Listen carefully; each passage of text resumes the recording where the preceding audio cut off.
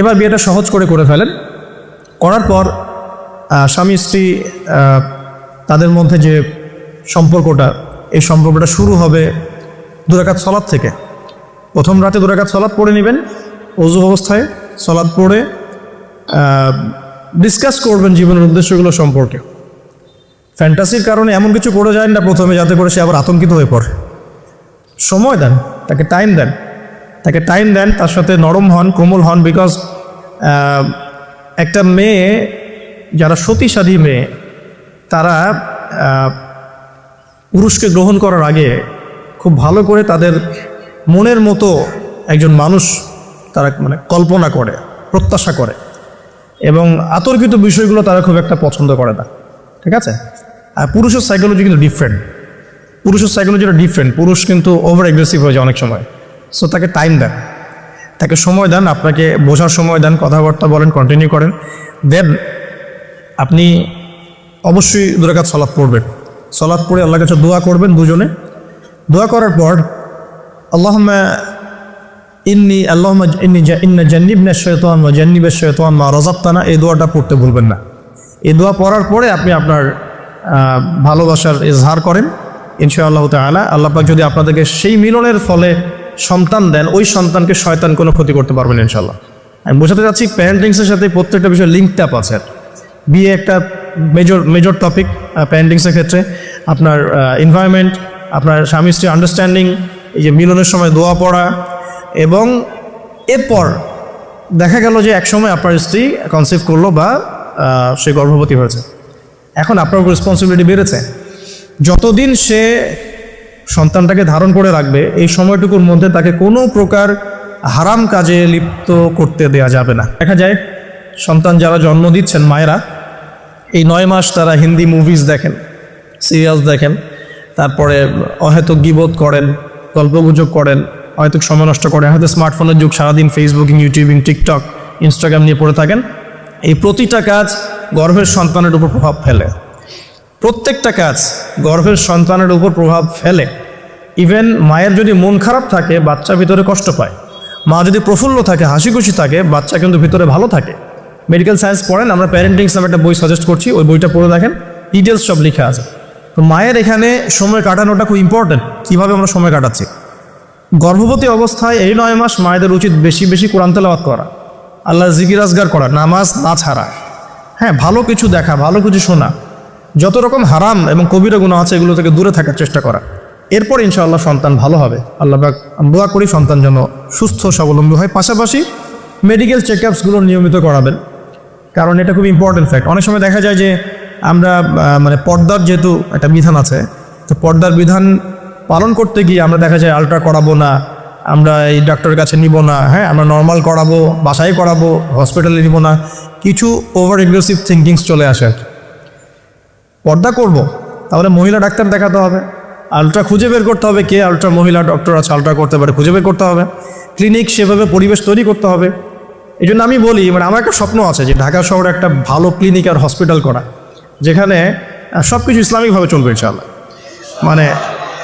এটা দরকার আছে। আপনারা যদি আমরা ফেস করেছি তো আমরা বুঝতে পারি দরকার আছে। একটা হসপিটালে যান, দেখবেন পরিবেশ, এনভায়রনমেন্ট ইসলামিক না। আপনার স্ত্রী অ্যানেস্থেশিয়া করছে, একজন পুরুষ ডক্টর সিজার করবে, অ্যানেস্থেশিয়ার প্রয়োজন আছে, একটা পুরুষ ডক্টর এসে অ্যানেস্থেশিয়া পুশ করছে, তখন তো পর্দা যাচ্ছে, পর্দা চলে গেল। যদিও বা অনেকে ফতোয়া দিতে পারেন যে এই সব জায়গায় বা এই ধরনের ক্ষেত্রে হয়তো এটা জায়েজ হতেও পারে, অনেকে ফতোয়া টানতে পারেন, কিন্তু এখানে কিন্তু এই সুযোগটা দেওয়ার ফলে কী হয়েছে যে অনেক সময় রোগীরা হ্যারাসমেন্টের শিকারও হয়েছেন, সেক্সুয়াল হ্যারাসমেন্টের শিকারও কিন্তু হয়েছে। এটাও কিন্তু বাস্তব। তো এই জন্য ইসলামিক এনভায়রনমেন্টের দরকার আছে। খুঁজে বের করতে হবে ইসলামিক ডক্টর কে আছেন, যিনি শরীয়ত বোঝেন, মহিলা ডক্টর কারা আছেন, অ্যানেস্থেশিয়া মহিলা কারা আছে, বা আলট্রা করতে পারে মহিলা কারা আছে, খুঁজে বের করে মেডিকেল চেক আপ নিয়মিত করতে হবে। আর নর্মাল ডেলিভারি ইসলামের বিধান ঠিকই, ইসলাম এভাবেই চলেছে, সিজার এসেছে অনেক পরে, এবং এই ব্যাপারে শেষ জামানার হাদিসও আছে, আমি একটা লেকচারে বলেছিলাম। তবে কিছু কিছু ক্ষেত্রে সিজারের প্রয়োজন হতে পারে, ডক্টররা ভালো বুঝতে পারবেন। তবে এখানে দেখা যায় সাইকোলজিক্যালি অনেক সময় ডক্টররা কি করেন, রোগীদের সাথে একটু সাইকোলজিক্যাল টর্চার শুরু করেন আর কি, ভয় দেখানোর একটা প্রবণতা দেখা যায়। পরে আমরা বলি আচ্ছা ঠিক আছে করে ফেলেন। তো এখানে একটা বিজনেস জড়িত আছে, আপনারা খুব ভালো করেই জানেন এখানে একটা বিজনেস জড়িত আছে। আর যখন একটা মায়ের একটা সিজার হয়ে যায়, পরবর্তী বাচ্চাগুলো কিন্তু নর্মাল হওয়া খুব ডিফিকাল্ট, এবং তার সারা জীবন একটা হ্যাসেল তাকে পোহাতে হয়। যাদের হয়েছে তারা জানে। তো আর নর্মাল হলে আপনি যে আমাদের আগে দাদি নানি দেখবেন 11টা বাচ্চা, আমার নানির 11টা বাচ্চা, 12টা বাচ্চা আমার নানির, আর এক নানির আমার 11টা বাচ্চা, সব নর্মাল, কোনো সমস্যা হয়নি। তারা কিন্তু ফ্রেশ খাবার খেতেন, ভালো এনভায়রনমেন্টে থাকতেন, কায়িক পরিশ্রম করতেন, তারা ফিজিক্যালি স্ট্রং ছিলেন। এখনকার মেয়েরা এমন নয়, ফিজিক্যাল স্ট্রাকচার দুর্বল, কায়িক পরিশ্রম কম, ফুড হ্যাবিট ভালো না, ঠিক আছে, ফুড হ্যাবিটটা টোটালি অনইসলামিক, ঘুমের ঠিক নাই, খাবার ঠিক নাই, হ্যাঁ, এক্সারসাইজ নাই, অনেক কিছুই নাই। দেখবেন তারা ফিজিক্যালি উইক, মেন্টালি উইক, তখন দেখা যাচ্ছে সিজারের প্রয়োজন হয়, নর্মাল ডেলিভারি করতে পারে না। এই জায়গায় ডিফার করবে আমাদের ক্ষেত্রে। আমরা চেষ্টা করব যে আমাদের মানে পরিবারকে ভালো খাবার খাওয়াতে, ভালো রুটিনে চলতে, এবং ভালো মেডিকেল চেক আপ করাতে, যাতে করে নর্মালি হয়। দেখবেন বাইরের বিশ্বের কান্ট্রিগুলোর মধ্যে কিন্তু খুবই কম সিজার হয়, খুব কম। কানাডা দেখেন, আমেরিকা দেখেন, ব্রিটেনে দেখেন, জার্মানিতে দেখেন, ফ্রান্সে দেখেন, খুবই কম সিজার হয়। যদি জটিলতা খুব বেশি দেখা যায় তখন তারা সিজার করতে চায়, এর আগে কিন্তু করতে চায় না। তাদের প্রযুক্তি অনেক ভালো, অনেক প্রযুক্তি আছে। সো আমরা কেন এই জায়গায় মানে এভাবে একটা জুলুমের শিকার হচ্ছে, এটা আমাদের ভাবা উচিত। এবং আমার মনে হয় যে ইসলামিক এনভায়রনমেন্টের এই যে আপনার মেডিকেল সেক্টরগুলো গড়ে তোলা উচিত। এখানে যাদের সামর্থ্য আছে তাদের এইসব প্রজেক্টে হাত দিয়ে যেতে পারে। আল্লাহ পাক আমাদেরকে তৌফিক দেখ ঘোরা। তো এরপরে যখন সন্তান হয়ে যাবে, প্রথম কাজই দেখবে, সন্তান হওয়ার পরেই তাকে নিয়ে হই উল্লাস শুরু হয়। হ্যাঁ, টানা হ্যাঁচড়া, এটা ওইটা, কী বলবো, অপারেশন থিয়েটারে হয়তো কথাবার্তাগুলো হয়, এই কথাগুলো সন্তানের কানে প্রবেশ করে।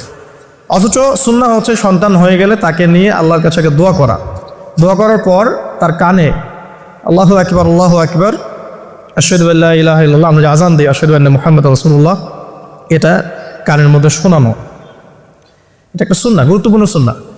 তারপর তাকে তাহনিক করা উচিত। তাহনিক তো আমরা উঠেই গেছে সমাজ থেকে, তাহনিক আবার কী জিনিস? ডক্টররা তাহনিক শুনলে আটকে উঠবে। তাহনিক হচ্ছে যে কোনো আলেম, কোনো বুজুর্গ, যিনি পরহেজগার, আল্লাহওয়ালা, মারেফতওয়ালা মানুষ, তিনি খেজুর বা কোনো মিষ্টি জাতীয় মধু, খেজুর, এই টাইপের কিছু একটু চিবিয়ে বাচ্চার জিহ্বার মধ্যে একটু খালি লাগিয়ে দিবে, এটা তাহনিক সুন্নাহ। তো এখন মুখে তো জর্দার, পান আর সিগারেট, তো এই মুখ দিয়ে তো তাহনিক হবে না, হবে? তো আল্লাহওয়ালা সত্যিকারের মানুষ খুঁজে বের করতে হবে। যাই হোক, যদি আপনি না পারেন, খুঁজে না পান, আপনি আপনার সন্তানের তাহনিক করেন, যথেষ্ট। আপনি দোয়া করেন, 2 রাকাত নামাজ পড়ে আল্লাহ শুকরিয়া আদায় করেন। আমি নিজের জীবনের ঘটনা থেকে বলছি আর কি। আমার ইন টোটাল 4 সন্তান। 1 সন্তান আল্লাহ নিয়েছেন, 1 সন্তান আল্লাহর কাছে আছেন, জন্মের পরেই আল্লাহ পাক তাকে নিয়েছেন, আলহামদুলিল্লাহ। ইনশাআল্লাহ তার সাথে আমাদের জান্নাতে দেখা হবে ইনশাআল্লাহ। আর এখন আমার 1 মেয়ে এবং 2 ছেলে। তো প্রত্যেক ছেলে এবং মেয়ের সময় ওয়াইফকে ঢোকানো হয়েছে, আমি জায়নামাজেই, যতক্ষণ পর্যন্ত বাচ্চা আমার হাতে আসে না আমি জায়নামাজেই ছিলাম।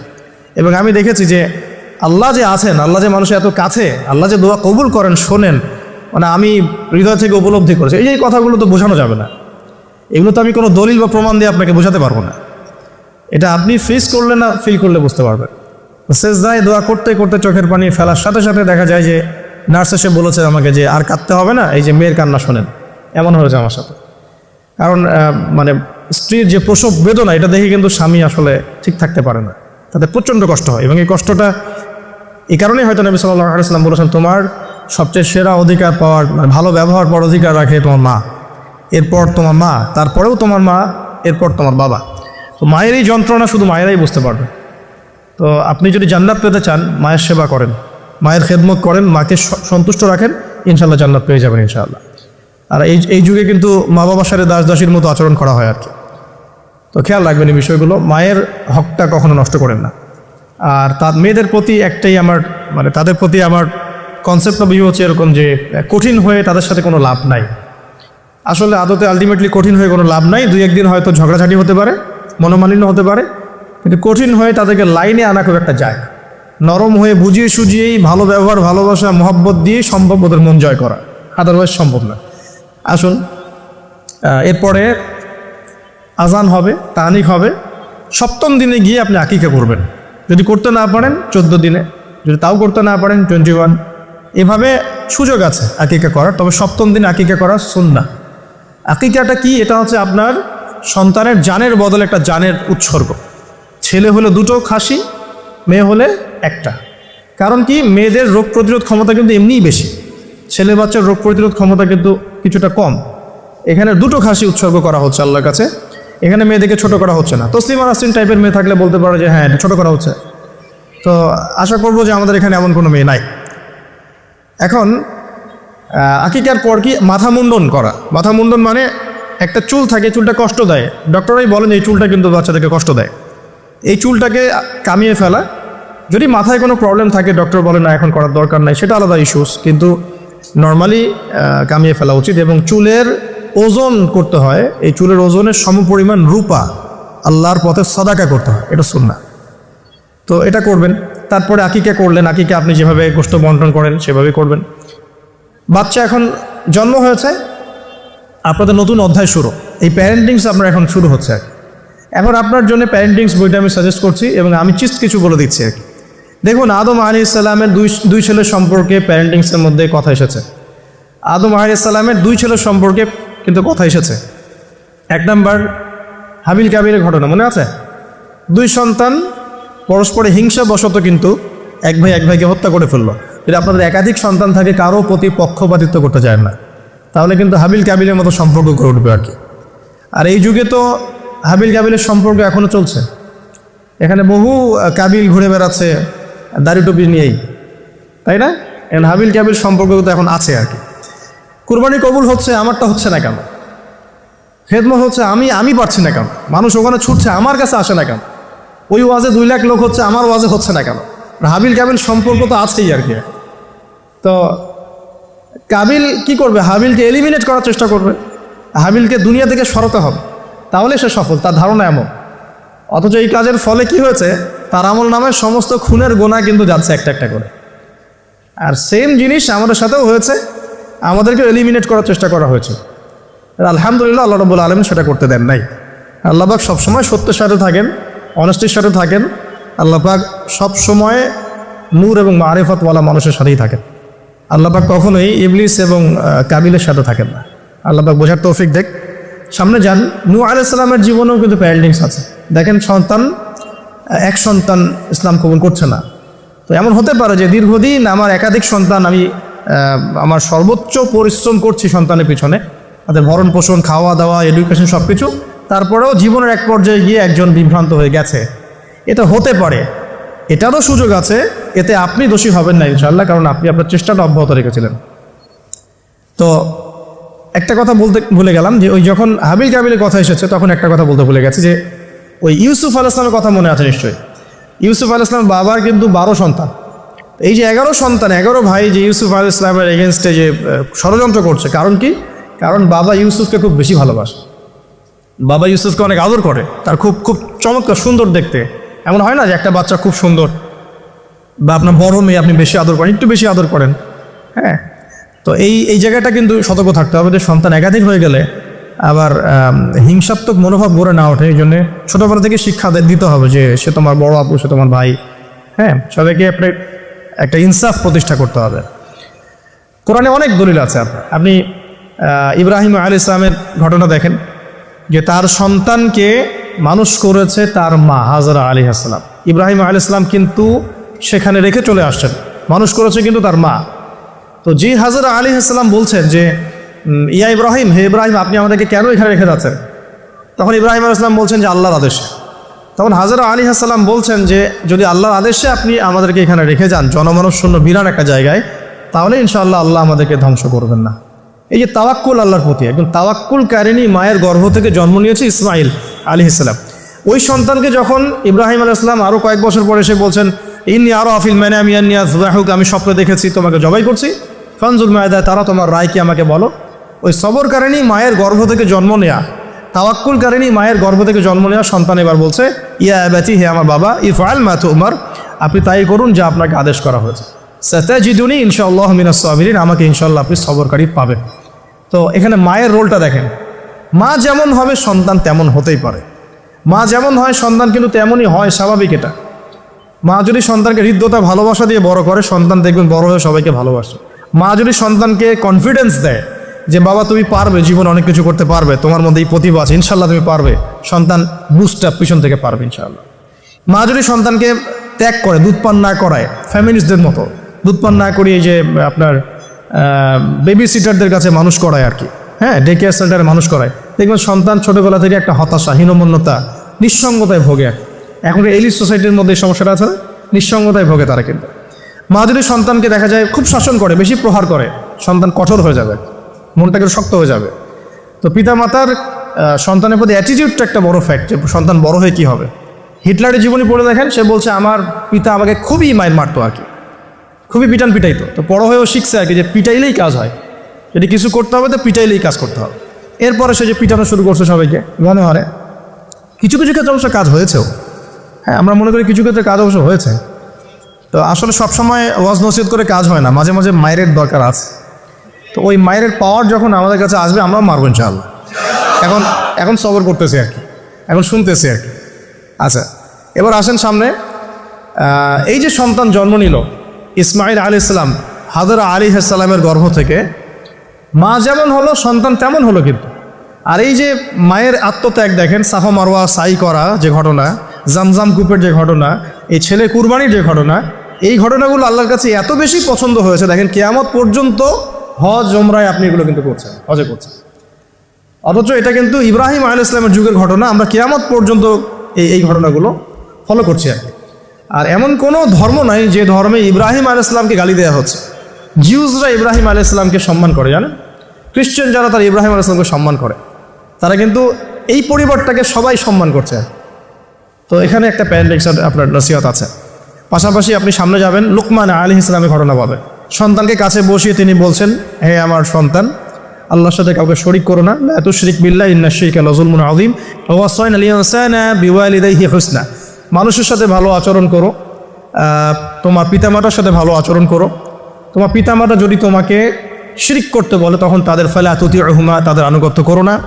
আল্লাহ তিনি আরও শিখাচ্ছেন যে ছোট্ট কোনো বিষয় তুমি আল্লাহ থেকে লুকাতে পারবে না, আল্লাহ সব সামনে নিয়ে আসবেন। ইয়া বুনাইয়া আকিমিস সালাহ, সালাত কায়েম করো, ওয়া আমর বিল মারুফ, সৎ কাজে আদেশ করো, ওয়ানহা আনিল মুনকার, অসৎ কাজে নিষেধ করো, ওয়াসবির আলা মা আসাবাক, তোমার উপরে যে বাধা বিপত্তিগুলো আসবে সেগুলোতে সবর করো। উচ্চ স্বরে চিৎকার চেঁচামেচি করো না, কারণ গাধার স্বর উচ্চ স্বর হয়, চেঁচামেচি করে। এরকম প্রায় এখানে 10টা থেকে 15টা নসিহত আপনি পাবেন। চিস্ট করে বলে দিলাম যে লুকমান আলাইহিস সালাম তার সন্তানকে যা শিক্ষা দিয়েছেন এটা প্যারেন্টিংসের জন্য যথেষ্ট। আর আপনি সন্তানকে শিক্ষা দিবেন শিরকের শিক্ষা, আপনি আল্লাহকে চিনতে শেখাবেন, রাসূলকে চিনতে শেখাবেন, কোরআনের সাথে সম্পর্ক করে দিবেন, হ্যাঁ, 5 ওয়াক্ত নামাজে অভ্যস্ত করবেন, পাবন্দি করবেন, ইসলামিক পরিবেশ বাসায় বজায় রাখবেন, তালিম হবে, ইসলামিক কালচার রাখবেন। যদি বাচ্চা বিনোদন পছন্দ করে ইসলামিক বিনোদন দিবেন, তাকে সময় দিবেন, তার সাথে কথা বলবেন, তার সাথে গল্প করবেন। তো এখন দেখেন কোরআনে এমন অনেক কিছুই আছে। লুকমান আলাইহিস সালামের কথাই বলেন, আপনি ইব্রাহিম আলাইহিস সালামের কথাই বলেন, আদম আলাইহিস সালাম, নূহ আলাইহিস সালাম থেকে শুরু করে প্রত্যেক নবী রসুলের জীবনেই দেখবেন আপনি প্যারেন্টিংসের একটা খোরাক পাবেন। ইভেন আমাদের নবী মুহাম্মদ সাল্লাল্লাহু আলাইহি ওয়াসাল্লামের ক্ষেত্রে দেখেন